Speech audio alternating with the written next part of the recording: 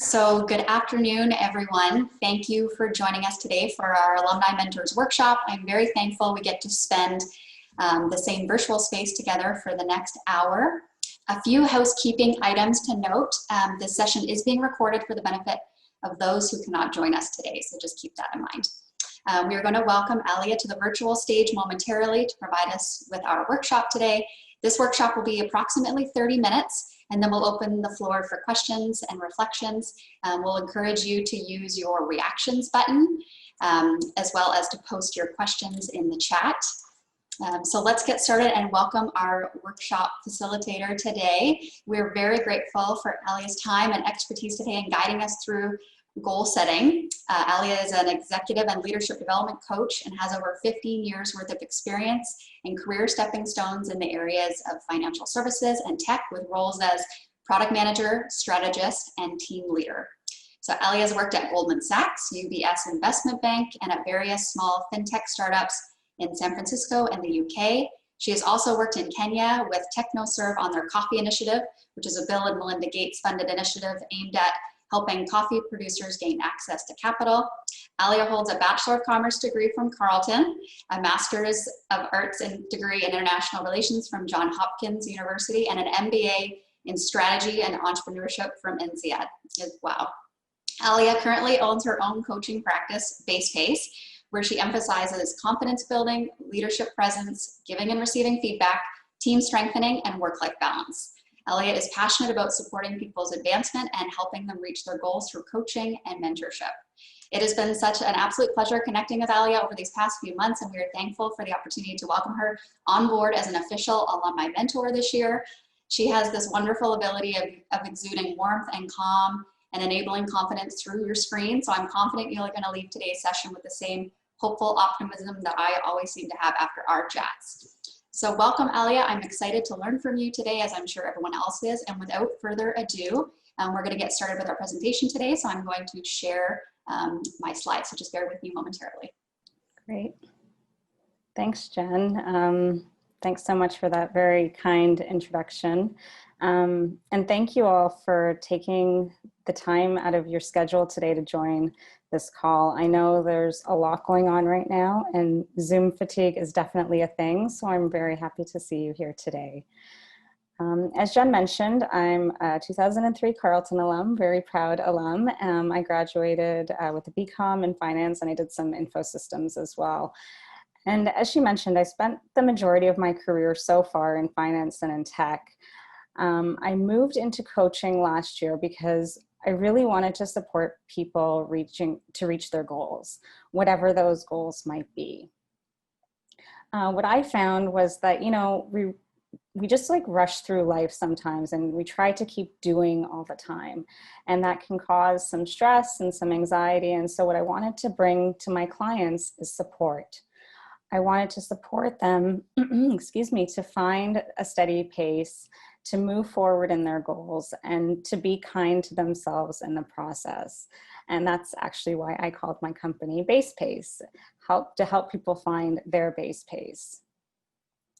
So to start off today, I guess I'm just curious to hear from you, and feel free to put it in the chat or speak up, but what does a goal mean for you? What comes to mind when you think of a goal? If you have any thoughts on that, I'd love to hear them. I can say something. Great. To me, a goal is more of like a direction that you work towards too. Sometimes you don't know like the step-by-step process, but if you have that bigger image, you know where you're supposed to be at the end of the day.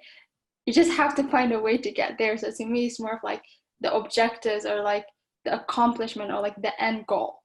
Like I don't know how to put it, but somewhere. Yeah, no, that's great. So if I heard you correctly, it's where you want to be, and it's about figuring out the steps in between, the step-by-step in between. And that might be unclear, but you take the first step and then you figure out the next one. Yep. Yeah, that's great. And then I see in the chat, clear objective, a destination of sorts. There are different types of goals, personal and professional goals, and an outcome that you want to achieve from the actions you're taking. And yeah, that's all right. With goals and with a lot of things, you know, there's no right or wrong answer. It's really about what goals mean for you and what they look like for you. And Vicken says sometimes deciding what the objective is can be a goal, and that's exactly it. It's like going through that learning process to what is the goal, and doing that reflection. So great, thank you all for sharing. So what I've discovered in setting goals, that sometimes, and not all the time, but sometimes they can feel daunting. And when I work with my clients, a lot of the work that we do is around, you know, how do you make it less daunting, especially during these times. You know, we're all going through this pandemic. So, you know, how does the pandemic shift the way that we think about goals? So today, what I'm hoping you'll take away from the next 30 minutes or so is maybe a different perspective on goals. It sounds like, you know, from the comments that we've heard today, that we all have our definition of goals, and that there is that clear perspective on what a goal is and what their purpose is. I'll introduce some questions that I usually ask my clients, and that I ask myself as well when I'm setting goals. And these are questions that you can ask yourself when you're setting goals. And towards the end, we'll walk through a structure for goal setting. This is a structure that I use with my clients, and you know, they can be going through a career transition. Their goal could be to improve their leadership skills. I have a client that used this exercise to find a new hobby. So essentially it can be used for anything. I know that there are a lot of frameworks out there, like SMART goals and OKRs. This structure it's not a framework. It's just more of a, how do I shape my thinking as I think about setting goals? So those are goals for my, you know, for the next 30 minutes today. Those are my goals for today. So on the next slide, I put up this Instagram post, and I saw this a while ago, and I thought it was great because basically the message that came through for me is that there's no right or wrong way to do something, and there's no right or wrong goal out there. As a society, we put so much pressure on ourselves to do. And what I love about this is that there's a reminder there that there's no one way to experience something. I also like that there's a reminder to breathe and to feel and to rest. And I know that I need to remind myself of these things from time to time as well. So I just like, you know, how many different areas this focuses on. You know, wear the same pajamas for 4 days straight, read 3 new books. Yes, Netflix, I am still watching. The other thing that this post says to me is that, yes, we are all going through this pandemic together, and it's hard. It's a shared global experience. But what this is also saying to me is that while this pandemic is the same pandemic for everyone, each and every one of us is experiencing it very differently. So it's important to remember that what works for one person might not work for another. And I always encourage my clients to be kind to themselves and give themselves permission to feel what they're feeling during this time. And the question that I put out to them, and I'll put it out to you today, is, you know, what does being kind to myself look like? And that answer might be, you know, spending time with your family, taking a nap, or, you know, watching Emily in Paris on Netflix. They just announced season 2, so yay. But whatever that might look like, it's really asking yourself, taking that step back and say, what does it mean to be kind to myself? So on the next slide are some of these questions that I mentioned earlier, and I walk through these with my clients as the beginning stages of setting goals. So the first question that we ask is, what's important to me in the near term? What I've come to recognize is that long-term goals are difficult to establish in the best of times. And so during a pandemic, it's even more challenging. So what are the goals you can set for yourself in the near term? That could be a month from now, or, before the end of the year, or maybe in 2 months. So when you're working with your mentor, I would encourage you to explore with them what you can do in the near term, what's achievable, what's realistic, and what's important to you. The second question, and such an important question, is what can I control? This comes up in so many different contexts. In the context of goal setting, what can I control? What is in my sphere of control? Shorter term process-oriented goals like, researching graduate programs this week, or I will network with 4 people this week. They're so critical. These types of questions are so critical when things are in flux, because things are just changing so fast. So the question again is, what can I control? And the next question is, what actions can I take right now? This one is an interesting one, because I know we're all so motivated and you're so driven and you want to climb to that top of the mountain ASAP. But what I would say here is that, and you all said it at the beginning of this call, was it's a step. It's a step forward. And every step is a step forward. So how can you break down your goal into those small steps, those small actionable items to keep you moving forward? So when things do feel overwhelming, you know that you can take that one step. And when you're considering these actionable steps, it's asking yourself that question: what can I do to bring me closer to there? I don't need to be at the top of the mountain, but what can I do to get me closer?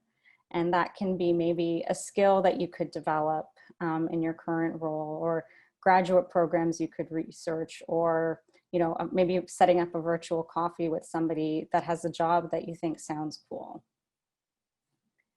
And the next question is, how will I keep myself accountable? And that accountability piece is critical. I know that I can make my lists, but if I don't do anything with that list, then it just sort of sits there. So how do I make sure that I am moving forward? And it's about, in some ways, it's about asking for help and asking support from your family, from your friends. Maybe it's setting a reminder for yourself in your phone to don't forget to email that person about that virtual coffee. And again, seeking out support from your family and friends. They're there for you, you're there for them. So how can you, leverage that support to help you move forward? And then this last question is probably one of the most important questions that I ask my clients. What will you learn? So you set your goal, you've determined the actionable items. What do you hope to learn from this goal? What do I want to take away from this experience, whatever that may be? That learning can be, I spoke to 3 consultants and now I've learned more about the industry. Or my goal was to run 5 times in a week because doing that will make me feel good. But this week I only ran 3 times. And you know what I learned from that? I learned that running 3 times also made me feel good. So what was the learning there? So really, it's not about figuring out the right goal. And it's not about checking something off a list as done, or staring at it and saying, "Ugh, this thing isn't done." But what about it is the learning. What's the learning in it? What did I learn about the situation? What did I learn about the context? What did I learn about myself? Maybe the learning is that, I put this as a goal, but it's not actually that important to me. So how do I move forward? What do I do next? And, by framing it from that learner's perspective, you'll be able to extract value from any situation or any experience. In coaching, we talk a lot about the judger mindset and the learner mindset. And what that is basically just what it says on the can. The judger will say, this is right or this is wrong. Whereas the learner will say, this is what I learned in all situations. So on the next slide, I've outlined the structure for goal setting. And this is the structure we'll walk through in a bit. So yeah, what I thought we could do now is actually go through this structure rather than, just looking at the slides. So what I'm gonna do is I'm gonna upload a workbook into the chat, and you feel free to download it and follow along. So I've uploaded the workbook into the chat, and I thought we could walk through this together. This workbook takes you through different steps you can follow to set goals. I use this with all types of clients. So like I said earlier, you can use it if you're looking for a new hobby, if you're looking to figure out your career goals, whatever makes sense for you right now. So I'll give you a few seconds if you want to download it and follow along, but you don't have to. I have the slides for it as well. So on the next slide, it shows you the first step in the process, and that's brainstorming. So this is an opportunity for literally to dump your brain on a piece of paper. Anything and everything you've ever thought about, I want to try this, or I need to do that. Write it down, write all of it down. And with this approach, we take a really holistic view of setting goals. When I work with my clients on this, if a client says, like, I want to figure out what I want my next career move to be, I always encourage them to take life into account when they're setting their career goals, because career goals, academic goals, they're all intertwined, they're all interlinked. So I find it useful not just to focus on work or career at this stage, but part of setting goals and managing your time is about looking at the whole picture, not just one slice of the pie. So now you have all your ideas down, what do you do with them? So I put some examples here, research grad program, learn mom's beef stew recipe, do some interview prep, run more, learn about startups. So you can see that it's pulling from all different areas of life. So on the next slide or the next page in your workbook, you can lump these ideas, all these things that you have, into different categories. Again, looking at the whole picture. So we have, school, family and friends, job search. Try to keep the categories down to, no more than 6 or 7, but again, just see what comes up. This is yours. So again, there's no right or wrong way to do this. At this stage, there's a bit of an exercise in prioritization. And I'll say, once you have all your categories down, all of the different ideas listed, take a step back and say, okay, what do I want to move forward? So if the job search is a high priority for you right now, then pull an idea out of the job search category. But you also want to spend time with mom. Winter's coming, so maybe you'll see if you can learn that beef stew recipe. And there's no snow on the ground yet, so maybe running is important to me right now. So maybe those are the 2 or 3 things I'll focus on. So basically, you've taken something out of the career category, the health category, and the family and friends category. So what I would encourage you not to do is just pull out an entire category, because I'm sure by the time you're done this list, there's going to be at least like 6 or 7 things under one category. So just take one thing, and that way, talking about keeping goals manageable, that's key to it, is like, what's manageable right now. So for the purpose of this example, I'll focus on the job search category and use the learn about startups. So on the next slide, you'll see, some of the next steps that you can take to go through this reflection exercise. One thing that I'll point out is around this type of goal. And And that can be, you can lump the goal types into 3 different categories, and you'll see it in your workbook. There's a learning goal, a fulfillment goal, a performance goal.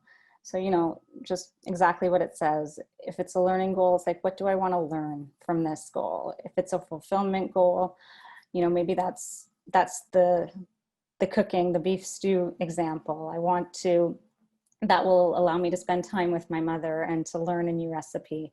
If it's a performance goal, maybe that's on an exam or on a paper that you want to write. But I find that reflection and framing it into what type of goal is this will help sort of determine or at least inform how you go about approaching this goal and the mindset around it. So the next question here is like the importance of the goal. What's important about this? Why is it even on my list? And just taking that time to actually think about that in terms of, you know, why is this a priority? Why have I decided that this is on this list? And that way you're not ticking things off a list. You're not just pulling things from a list, but you're doing so with intention. So on the next slide, you'll see the next 3 questions. And this is the real meat and potato of this reflection exercise. It's really digging into your strengths and what you bring to this process. Everyone is creative, everyone is resourceful. So in your reflection, identify what strengths you want to channel to accomplish this goal. You know, in this example, where's the strengths? So the strengths are, you know, what are my key strengths? I like talking to people. I'm super curious. So, you know, I want to ask my mentor for contacts. I want to ask my brother's friend who works at startups. What strengths am I leveraging there? The socializing, the networking, I'm curious. So really hone in on those skills, on those strengths that everybody possesses and reflect on those. And then when you're in that, you know, when you're in the doing, you can channel those strengths and you can channel that reflection in the process. The impact of the, you know, what's the impact to me? It's similar to the importance question, but it digs deeper into what will I get out of this? I'll understand the culture. I'll understand what types of jobs are out there. And then how will I know I've achieved this goal? So what's the success criteria? You know, remember, this is a learning goal. So success means I'll be more clear. I will have learned something. Again, it's not about being right and it's not about being wrong. It's about the learning. So like I said earlier, you always learn something about the context, the situation, about yourself. So on the next slide is the action plan. Okay, great. So now we've reflected on this. How do we put into action? And again, focusing on the near term. What I find in working with my clients is that we can identify, you know, we can sort of identify what those next steps are and write them down and then have that timeline so that we have a concrete time of when we want to achieve that. And it's again about making it realistic. By breaking it down into those steps, we're able to better have that concept of, you know, what can I accomplish in the near term? And, you know, in working with my clients, I find that, you know, identifying some obstacles that come up ahead, which are on the next slide, means that we can then mitigate against them. So the next slide sort of enables that reflection. Sorry, this one that we have here, it enables that reflection. And this might be a great point of discussion with your mentor. You know, what might get in the way? How can I mitigate against it? And, you know, doing that reflection ahead of time means that you have a plan to overcome them. I might forget to ask my brother's friend, or I might forget to ask my mentor. Well, let me set a reminder for myself.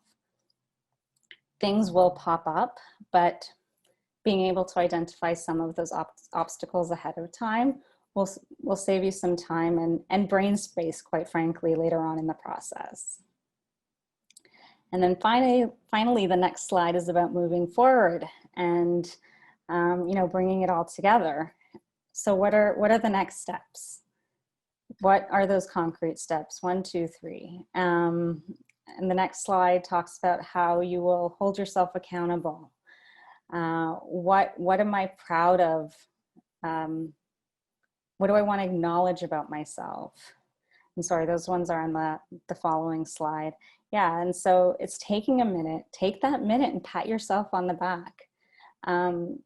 This reflection, this alone, going through this exercise, it's a lot of work. So, give yourself a pat on the back for doing it, and give yourself some acknowledgement on, the skills and the strengths that you're bringing to the process. And if we move to the next slide, this sums up pretty much everything we've been talking about today. It's really about learning, taking those steps, one step at a time to move closer to your goals, and asking yourself those 5 questions. What's doable in the near term? What can I control?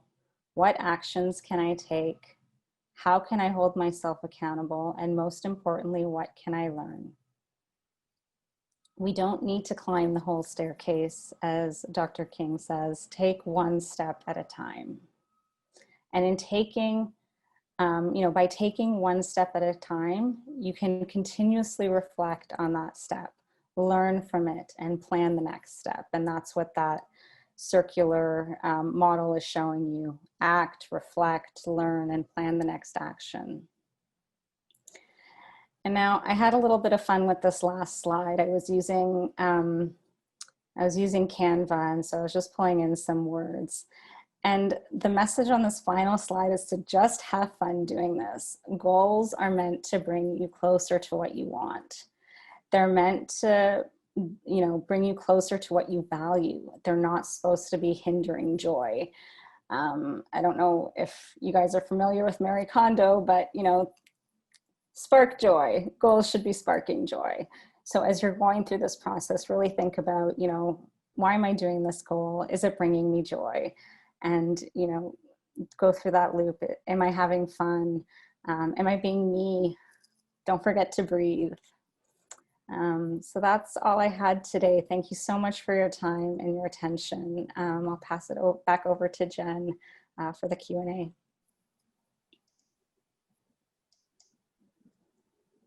Thank you so much. That was so insightful. I don't know about anybody else, but I was like quickly banking so much of it in the back of my mind. And I know it's going to be immensely helpful for everyone. So we're going to open up the floor for any questions. If anyone wants to ask anything in the chat box, or if they have comments or feedback or reflections of anything that, automatically you had an aha moment of like, oh yeah, I could use this, or this will be helpful in this scenario. Please enter them into the chat box, or turn your camera and your microphone on, and we'd love to see you as we expand into our gallery mode, so we can welcome our mentors community if you're able to. Oh, that's lovely. Okay, we have one signing off. Joanne's going to sign off for the day. Have a great day, Joanne.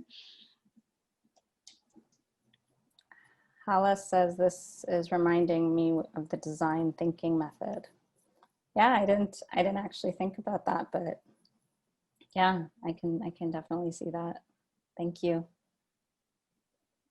And it's really meant to be, really agile and just be able to apply it to anything really. It doesn't have to be career focused. Like I said, I've used this with a client who just wanted to find a new hobby. Are there any mentors that are excited to use this method with your mentee for the next, this coming partnership?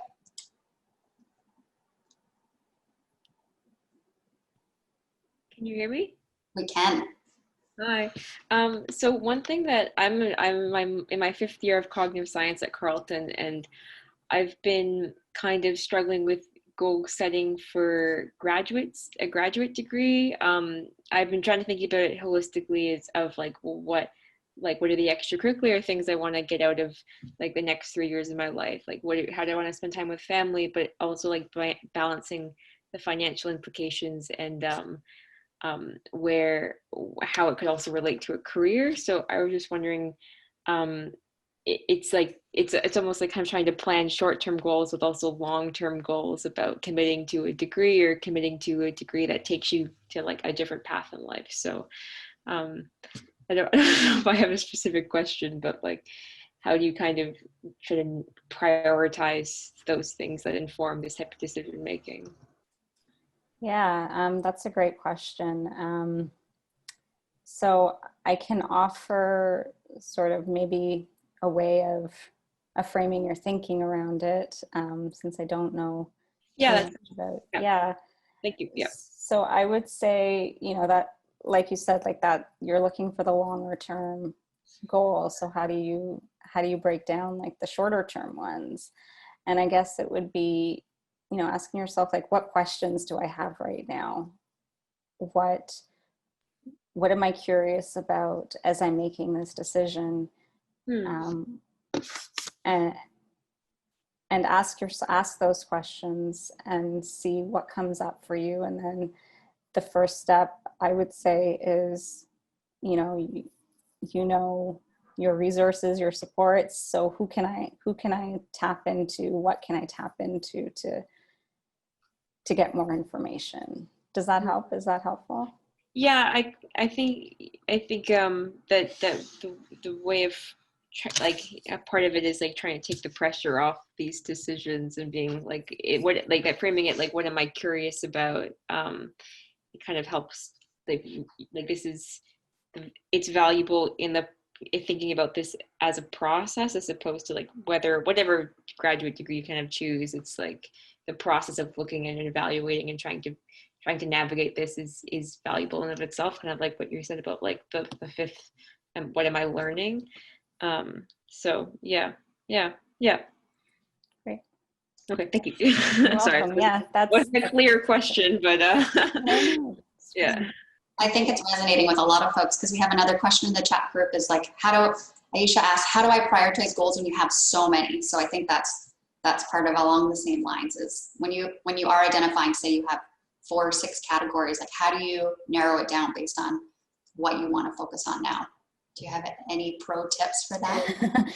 Yeah, and that's such a hard thing to do, because you're looking at these lists and these categories. And so the first thing I would say is, like, understand that none of these are going away, and that just because you pick one, it doesn't mean that the other one's not going to come up at some point. And that's not to make it more overwhelming, but more that, you know, what it's asking yourself, really, if I had to, and it's forcing you to pick one, pick 2, and it's that focus that will move you forward.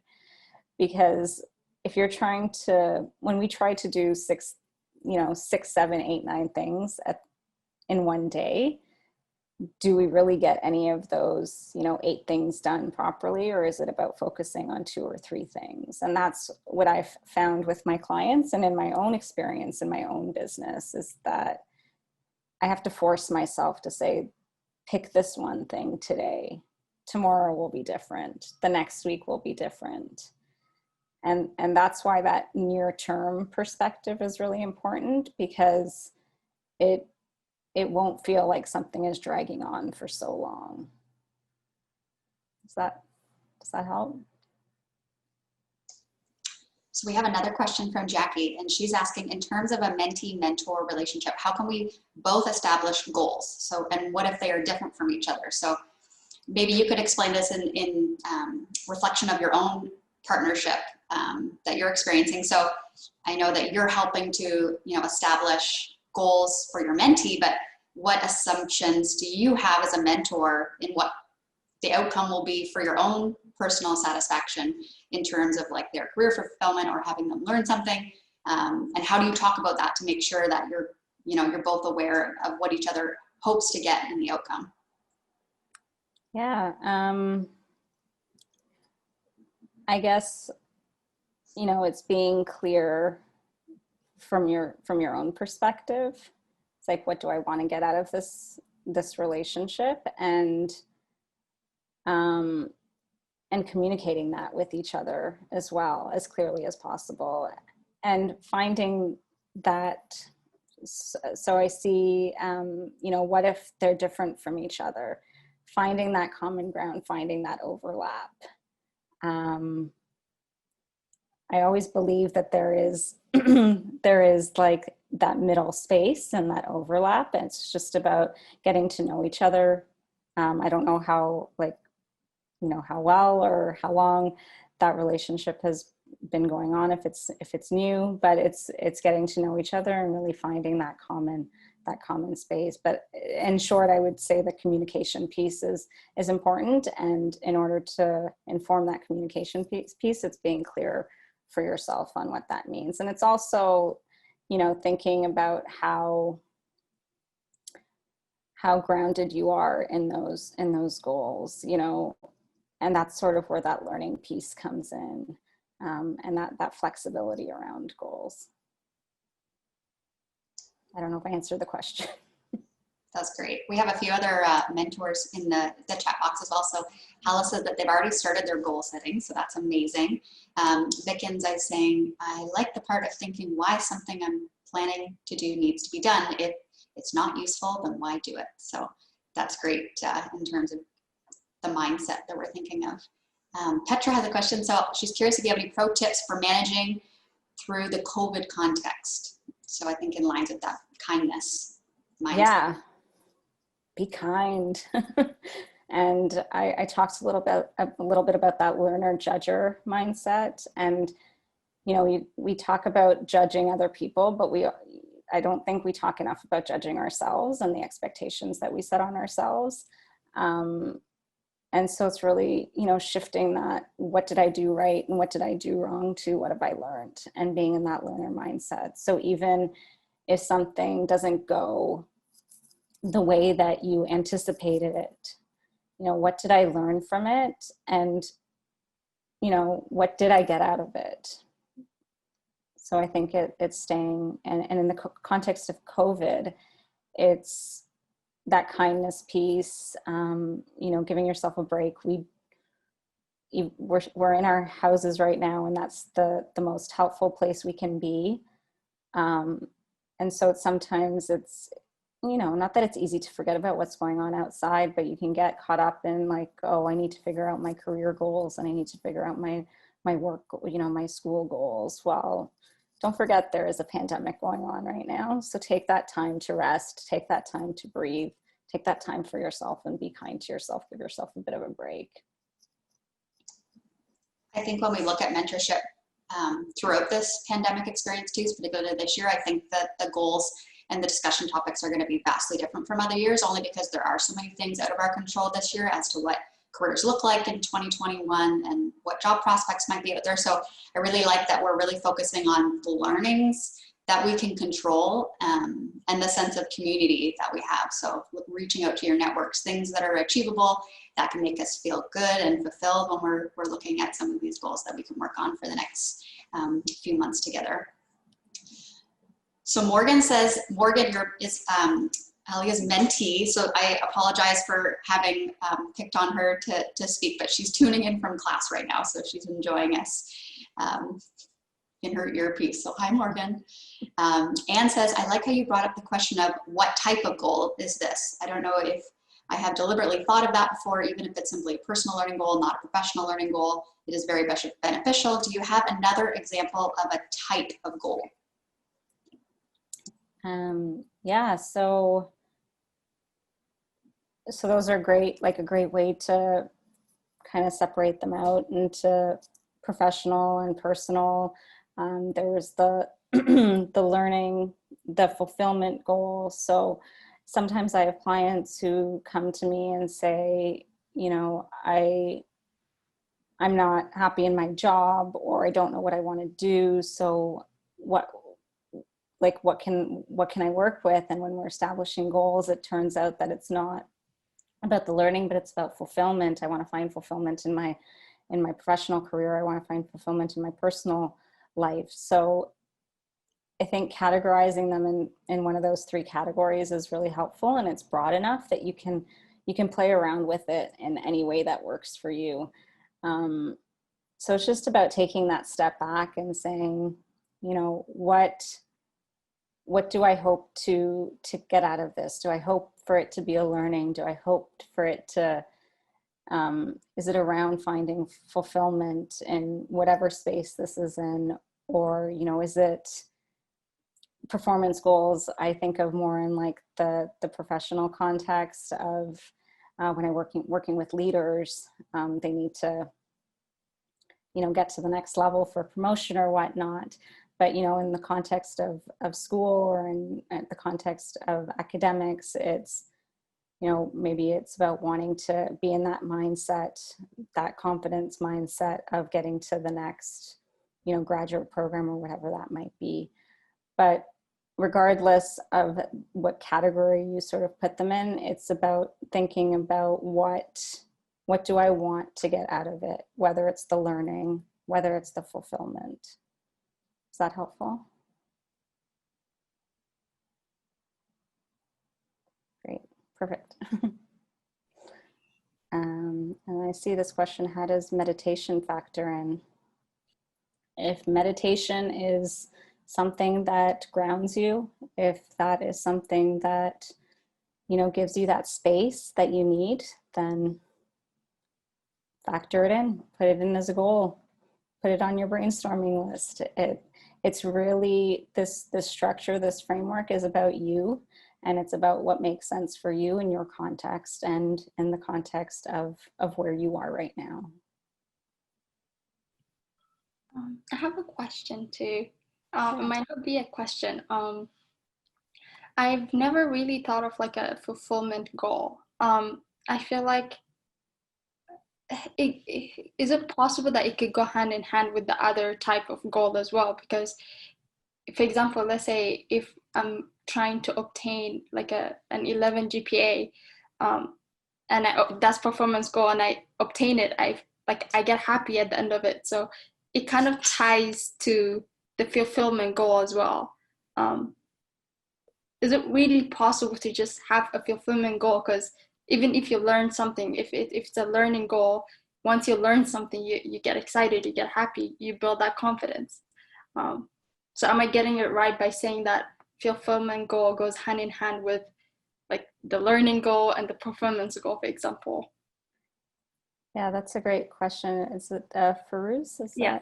Yeah, hi Farouz. Yeah, and what I would say to that is, if that's, there's no, like I said, there's no right or wrong here. So if that's how you see it, then that's how it is. And I know that sometimes with coaches, clients, like, it gets a little bit infuriating because I rarely give a straight answer. And the reason why is because it's about you, and it's about what makes sense to you. Okay. Thank you. You're welcome. So we'll take maybe one more question if anyone would like to pop in or to put something in the chat group, and then we'll try to give everyone 10 minutes before 1 o'clock in case you have to run to your next Zoom meeting. Comments, questions, feedback. Even if you want to use your reactions on your toolbar, I always love the reactions button. Oh, thank you. I call it the ta-da, the horn button, or the applause button. Thanks. Terrific. Great. Some lovely kudos for you. So if there's no other questions, I say we end on that final note today.